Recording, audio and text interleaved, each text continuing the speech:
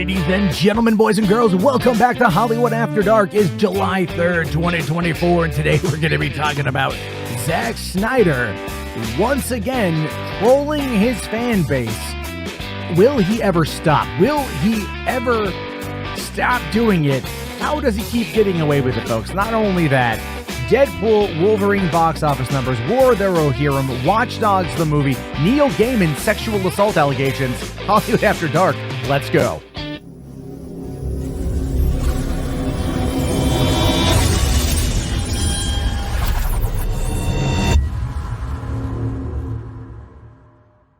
What's going on, everybody? How you guys doing? Welcome back to Hollywood After Dark, the return, the revival, if you will. So let me kind of address this on live stream last night.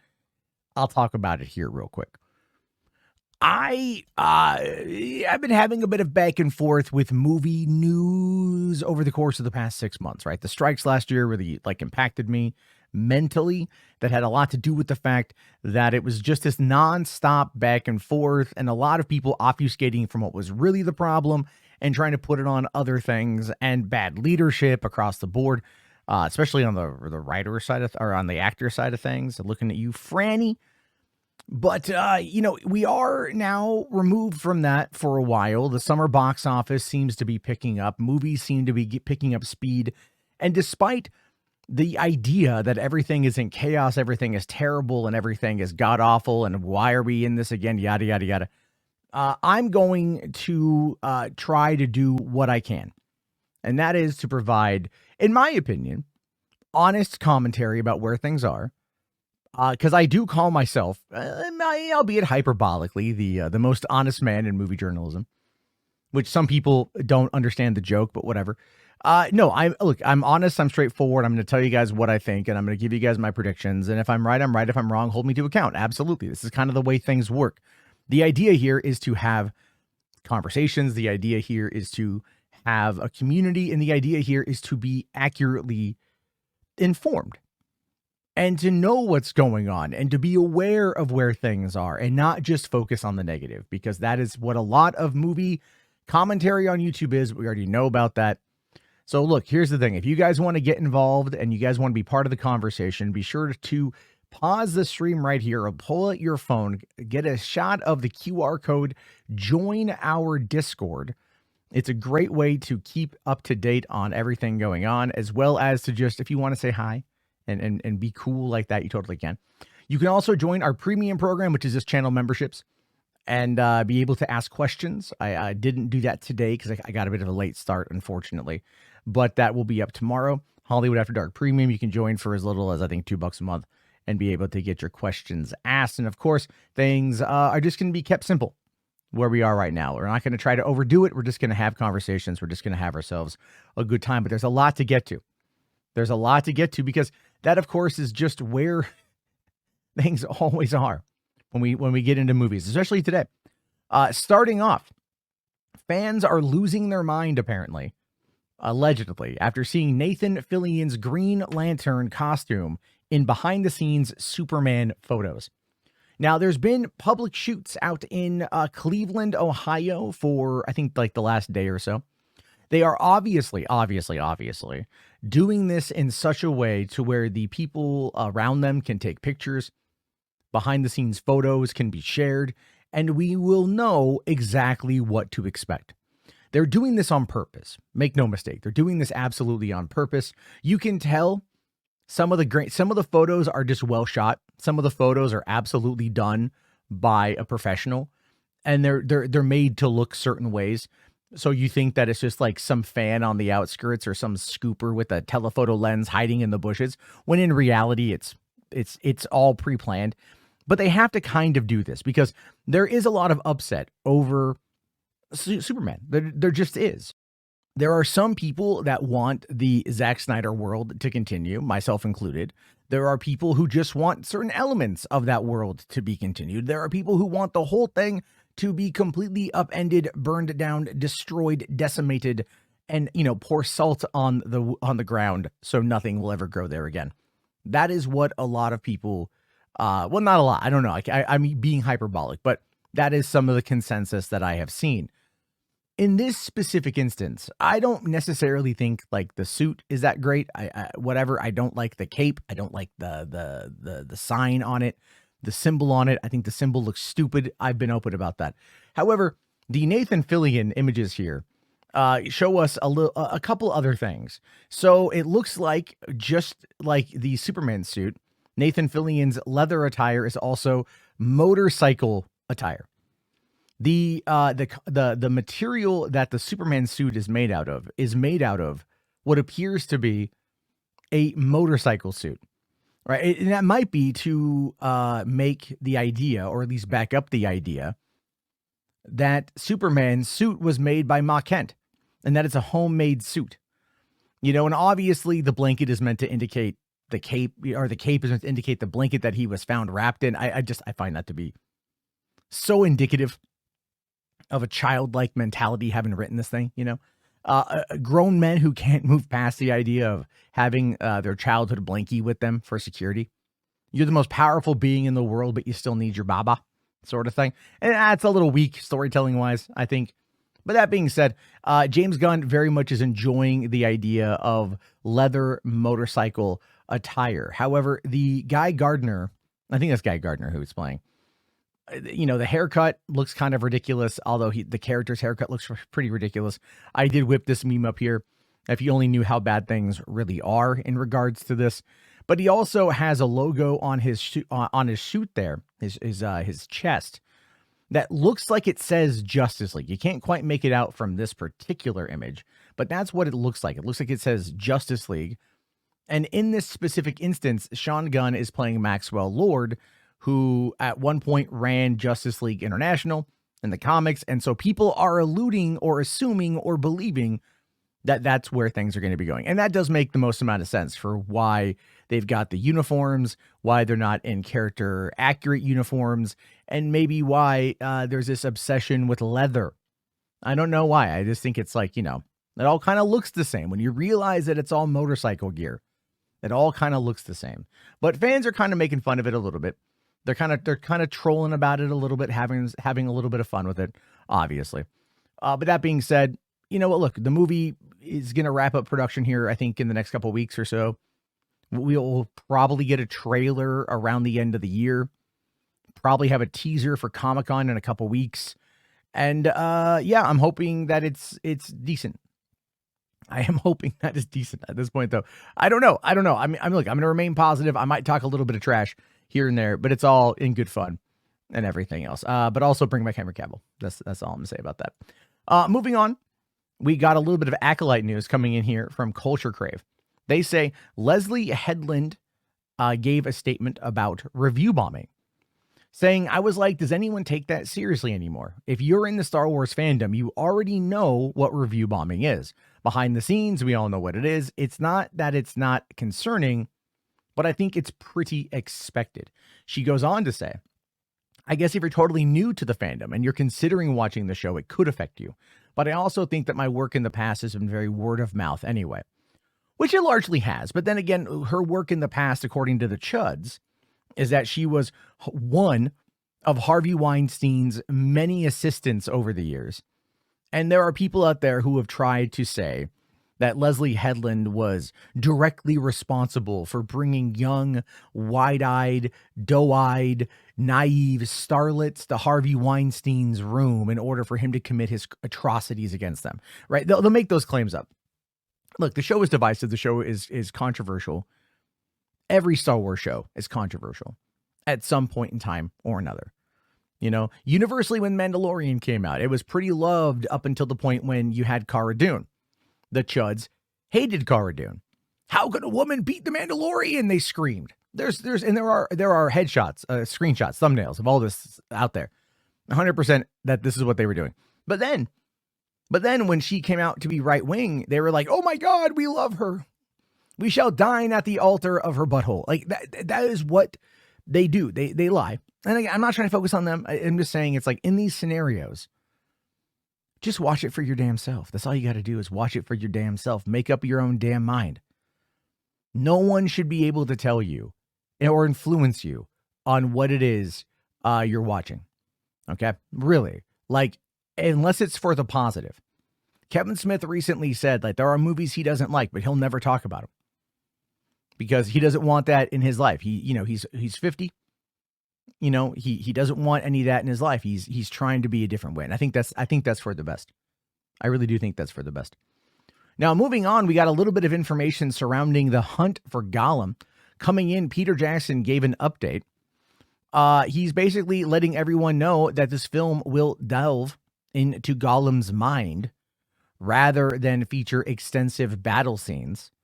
The title is a work in progress. It may not be called The Hunt for Gollum, but it's going to really deal with the duality of his dissociative identity disorder or multiple personality disorder. But he only has two, so I think it might just be DID. But that being said, will it maintain the name The Hunt for Gollum? I'm going to say no, probably not. There's a fan film that came out a couple years ago called The Hunt for Gollum. Not that they have any kind of copyright or control over the name. In fact, Warner Brothers did issue a copyright strike to them after the announcement of this, which is ridiculous. And they were able to solve it. They were able to make it work. But I think they may go The Lord of the Rings, The Hunt for Gollum, to identify it, to keep it under everything. Because you have like The Lord of the Rings and The Lord of the Rings, The Two Towers, The Lord of the Rings, The Return of the King, and then it's The Hobbit, The Desolation of Smaug, and then The Hobbit, The Battle of the Five Armies. I mean, they've kept the namesake. So I could see them in this particular sense, keeping The Lord of the Rings, The Hunt for Gollum as being maybe the name. Because The Hunt for Gollum is a cool name. It's a cool name, but it doesn't necessarily indicate the psychological complexities that they're going to try to delve into with this. All I want Andy Serkis to give us a hell of a performance like he did when you had Gollum and Smeagol going back and forth. How much of that's going to be there? And if you're going to dive into some kind of like a psychological take on this whole thing, if you're going to dive into any kind of aspect of that, it would be, I guess you could almost say like befitting to have it be almost like the Joker or just Joker on that front, right? Because Joker was a character study about the descent into madness. And this could also be a character study about Smeagol and Gollum's dual identities and who controls based upon what's going on and like the fight for who's ultimately going to win. Because it was Gollum until like, he lost the ring or whatever. And then then Smeagol came. I got to remember, honestly, I could be wrong on this. I'm trying to remember how the duality of that came out in The Two Towers. So I'm going to have to go back and watch them again. I know, right? Oh, twist my arm. Go back and watch more Lord of the Rings. I know. What kind of monster am I? But we also did find out a little bit more today coming in from the Anime Expo. We got ourselves another image from the War of the Rohirrim. This is the new Lord of the Rings animated anime. I can't even call it animated. It's anime. I know the two aren't synonymous, to be fair. Like, animated, but anime is a distinctive style. And if I say anything different, certain people will be in the chat tearing my goddamn dick off. But here's what we know. Set 183 years before the original trilogy, this film focuses on Helm Hammerhand, the legendary king of Rohan, and his daughter Hera. Their kingdom faces a dire threat when Wolf, a cunning Dunlending lord seeking vengeance for his father's death, launches a sudden attack. Forced into a desperate last stand, Helm and his people retreat to the ancient stronghold of Hornburg, destined to become the famous Helm's Deep. As the situation grows increasingly perilous, Hera must step up to lead the resistance against Wolf's forces, who are bent on destruction. And I think a lot of people are going to be down for it, okay? But again, going back to the idea here, the controversy that I'm waiting for, and the one that I think many of us are sadly waiting for, is going to be what certain people say about it being, a female that is leading the charge of the story, if you will. Because remember, folks, you can't have minorities or women running some of these properties. Female-led franchises are always going to be called out as bad. But hey, in this case, it's a redhead. Okay, so does it get points for her being a redhead because there's been all that ginger eraser in the last couple of years, which, by the way, is a real thing.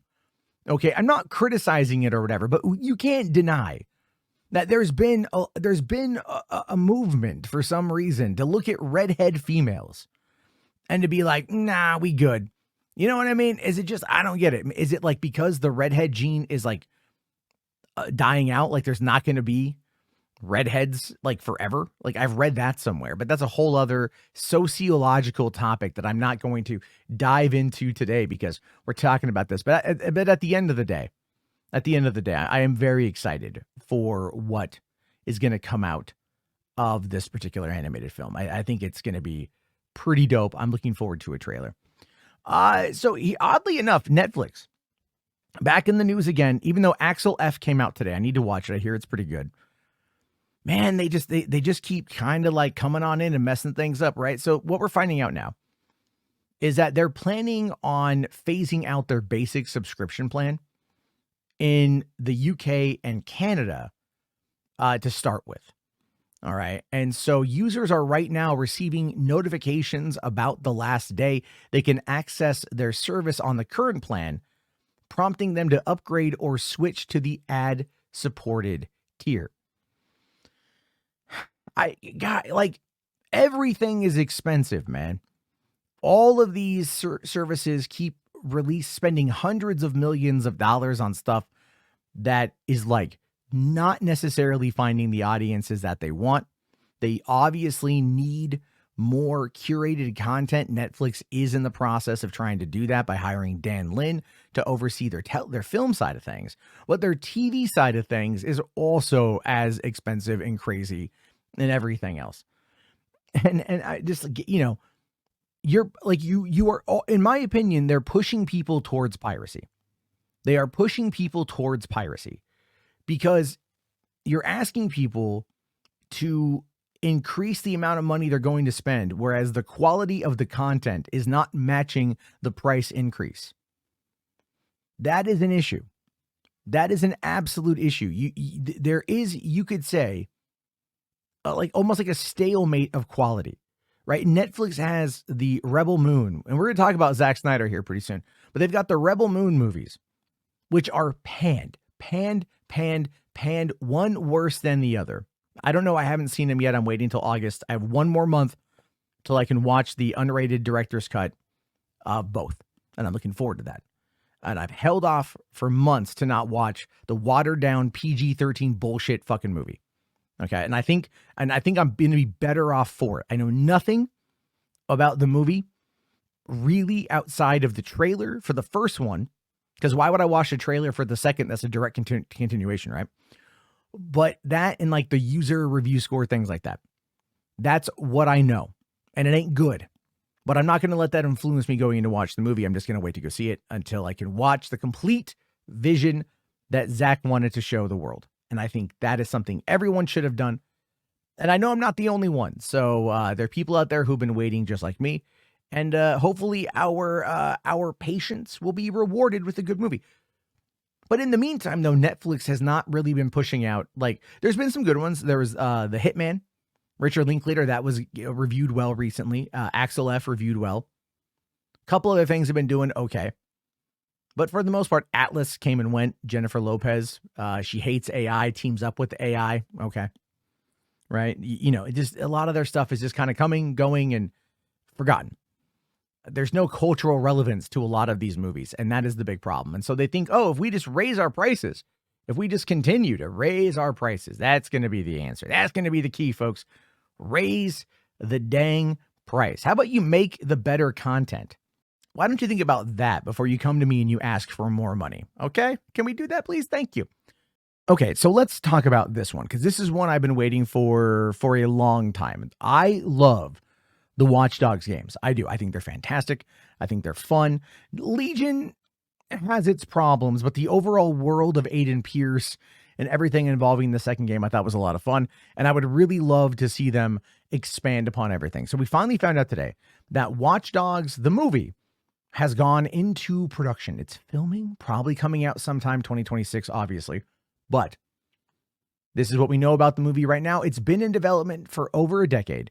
Ubisoft first announced the project in 2013 before the game first even came out in 2014.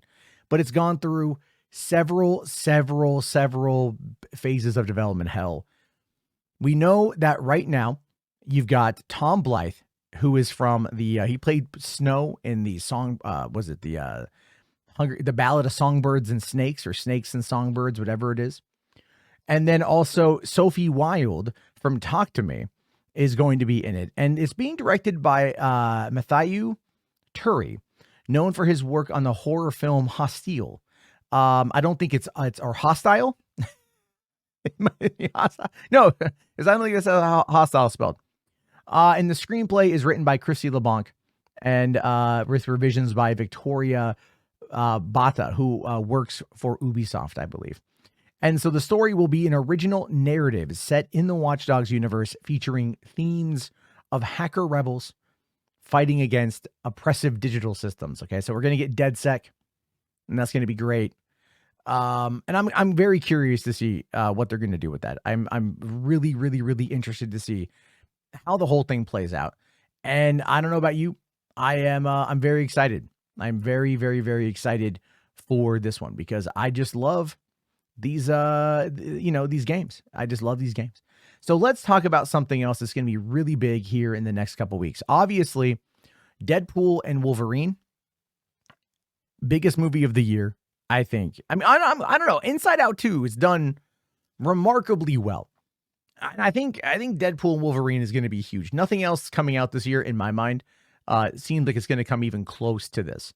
But right now, it is looking at a projected estimated earnings between $160 and $165 million in its opening weekend. Now, this would, if it hits those numbers, would make it the highest debut of 2024 and the best ever opening for an R-rated film, which, believe it or not, is something that right now Marvel absolutely needs, given the Eternals, Ant-Man and the Wasp, and the Marvels. Like, movies have not to say that they're bad. I like them. The ones I've seen, I haven't seen the Eternals or the Marvels yet. I'm just not interested. What can I say? But anyway, look, this movie is going to be huge. It was originally estimated for 200 to 239 million. I think that you're going to have solid, very positive word of mouth. You are going to have a very wide range of ages going to see this movie. Parents will take their children to see this movie. Yes, it's R-rated, because that is, if they did it PG-13, people would like lose their mind over it. But kids are going to go see this movie 100,000 million%. And it's going to be a lot of repeat viewing. You might have parents going and seeing it first, seeing what's going to be crazy about it, too over the top, too violent, then take their kids and have them cover their eyes and plug their ears for the adult words and adult parts of the film. And I think that's going to be the big case. But this is going to be the very large, much needed shot in the ass that Marvel needs right now. And I think it's going to put it back on top for everybody. And I think with that, it's going to be something that a lot of people are you're going to see a lot of headlines when this movie comes out. Marvel's back, baby. It's back in top form. The best franchise in the world is back. We never had any doubt. And Kevin Feige, we trust. All of those narratives are going to be out there. All of them are going to be out there. And they're all valid, by the way. They're absolutely all going to be valid because we need it to be valid. Okay, we'll gaslight ourselves. How about that? No, but I'm joking. But in reality, the MCU absolutely needs to find a way to overhaul its creative side of things. They need to take more chances. They need to establish the villains, establish those arcs, and get everything moving. And it needs to hit the ground running way faster with each and every iteration. Now, what I mean by that is every phase of movies. Because once you end, the 21 films, 22 films with Endgame, well, really, it's Spider-Man No Way Home. Sorry, Spider-Man Far From Home. Once you end that with it, you find yourself in the position of now having to keep one-upping yourself. And you can't do these slow burns anymore. Not when you have years to get to the end. Because people will then just realize they can just wait until it becomes event viewing. Like anything that's not going to be like an Avengers level event is going to be considered a filler And I don't think filler is going to fly anymore. It's kind of like with look at it through the lens of cable television, right? And network TV. Cable television will do 8 to 13 episodes, right? Very little filler. Network television will do 20 to 22 episodes with a whole bunch of filler in between. And people get mad about it taking 4 to 6 months in order to get to the end of a story. So they don't like the filler. The filler serves a purpose, don't get me wrong, but at the end of the day, people are wanting these things to come out faster, to come out more complete. And if you're going to be like a television series in your movies, then your arcs have got to start hitting a lot freaking faster. To give you guys an idea, the best way I've ever seen this play out on television, at least the first way I saw it play out on television, and I think it's still the best method, season 4 of Once Upon a Time. Seasons 1, 2, and 3 had your overall arc throughout the course of the 20-some episodes, right? Little filler stories here and there, B plots, C plots, D plots, things like that. Season 4 took it to a whole new level. They broke it down into 2 halves. The first half of the season was them battling Peter Pan when they were on Neverland. The second part of the season was the Wicked Witch of the East was coming back, and then they had to deal with her. So each half of that season had a complete arc that opened the door for the next season. That is really good. And that is maybe what these kind of movies should have, is they should have mini arcs, setups, completions that all lead into the bigger overall narrative. And I think if they were to do something like that, they would find themselves in a position much greater than the one they're in now. And of course, I could be, wrong ultimately about that, but I don't think that I am. I think that that's solid storytelling, and I think that's something we need to remember that is going to be out there. So let's talk about not a good story, but one that just popped up today. Neil Gaiman, the best-selling author of The Sandman, Good Omens, American Gods, Coraline, the list goes on and on and on and on and on, has now been accused of multiple sexual assault allegations from women with whom he had, according to him, consensual adult relationships. The allegations have led to a police complaint in New Zealand. Gaiman denies any non-consensual acts, stating that New Zealand police did not pursue his offer of assistance in 2022, which he believes reflects the lack of substance in the claims. The police, on the other hand, are reporting ongoing efforts to investigate, citing challenges due to the location of the parties involved. The accusations span over 2 decades and involve a nanny and a fan. Scarlett, who is 23, alleges that Gaiman assaulted her shortly after meeting her in February 2022 at his New Zealand residence. Gaiman claims that the interactions were consensual. Another woman, Kay, met Gaiman in 2003 at a book signing and began a relationship with him at 20. She alleges Gaiman engaged in rough, unwanted sexual acts. He denies these allegations, suggesting motives of regret and false memories, though Scarlett's medical records do not support his claims. The fallout from this is going to be interesting. Gaiman is a god. He is a god in literary world. He is a god in geek culture. He is infallible in so many ways. We are now going to see whether or not God will fall. God will bleed. God will die. These are serious allegations. He denies them. Now we have to wait to see what the police uncover. We have to wait to see what the testimony is. We have to wait to see whatever happens. I don't know. I don't have any feelings towards Gaiman one way or the other. Like, I respect him as an author, but I don't know him as a person. I know, but online he'll offer, writing advice to people who need it. He'll respond. He'll engage. He's got a very dedicated, devoted, sycophantic relationship with his viewers, with his readers. And this is going to be something that who knows what's going to happen as a result of this. But I want to report it. I'll keep you guys informed with what we find out as time goes on, because this, my friends, is pretty crazy. So let's talk about the final story of the day. And that, of course, is Zack Snyder once again cannot stop himself from trolling his fans. I look, at this point, I think he does this on purpose. I think he does this in order to cause chaos. I think he does this because he likes to get attention. I mean, look, he's a Hollywood director. They all want attention, but I think he knows what he's doing is essentially what I'm trying to say. So recently, and this is just yesterday, he teased fans on social media about a potential theatrical release of Justice League, Zack Snyder's Justice League. But if you look at what's going on, like if you actually look at everything, so to give you guys an idea, this is what the actual post was here. So over on Vero, this is yesterday, July 2nd, it says, want to see ZSJL on the big screen? Stay tuned for a date. And a lot of people, man, were like, oh my God, it's coming to theaters. This means that they're going to sell it back to Netflix, or they're going to sell blah, blah, blah, restore.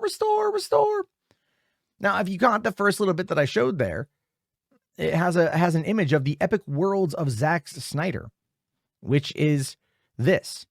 This is a week-long event at the Egyptian Theater in Los Angeles. By the way, this is the theater that Netflix itself owns. And they are doing a one-of-a-kind fan event on Saturday. Oh, sorry, this is like not 6 days. It's 1 day. No, it's 6 days. It's 6 days. I just had it up there. Yeah, because on Monday, July 29th is they're doing all of them, right? But there we go. But on August 3rd is going to be the Rebel Moon Director's Cut. Okay, just so I'm complete on this one here. So it is a one-of-a-kind fan event all week long leading up to the release of Rebel Moon's Director's Cut.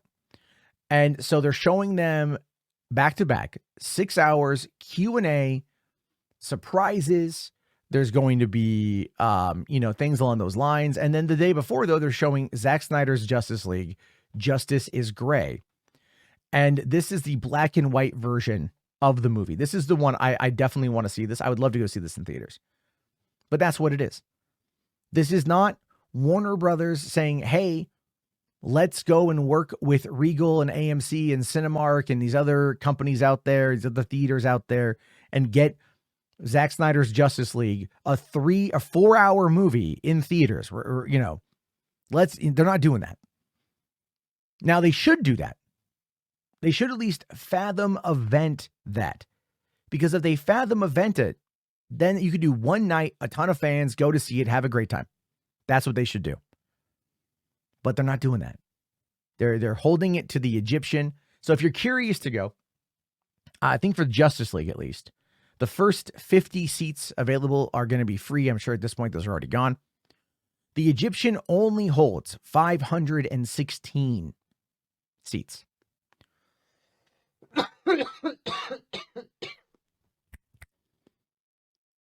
Originally, the Egyptian held like 1,700 people, and then it was refurbished, and that was cut down to like 600, and then Netflix refurbished it again, and now it only holds 516 people.